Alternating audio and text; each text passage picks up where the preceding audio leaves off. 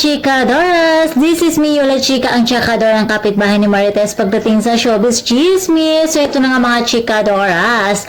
Layag na layag pa rin ang tambalang Kim Pao.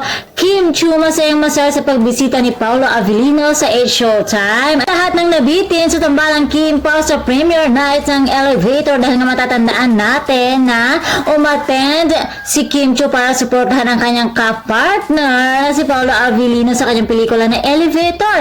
At ito na nga mga chikadoras, tuloy na tuloy pa rin at umaapaw ang kilig at ayaw paawat ng Kim Pao dahil tinuloy nila ito sa 8 Showtime. Ayun ang mga chikadoras, bumisita nga itong si Paolo Avellino sa 8 Showtime para i-promote ang kanyang pelikula at syempre para na rin bisitahin at makita itong si Kim Chiu. Kaya naman kilig na naman ang mga netizens. Ako, lagi na lang viral at trending ang tambalang Kim Pao. Super cute lang ni Kim Chiu doon sa eksena na parang tinutulak niya ang kanyang sarili papunta kay Papa Paolo Avellino. Ay, kilig yun! Nakakakilig naman talaga. Araw-araw nyo na, grabe. At syempre, patuloy pa rin sila nagpapakilig. So, what's wrong with Secretary Kim? Attorney Oliver left the group. Ayan.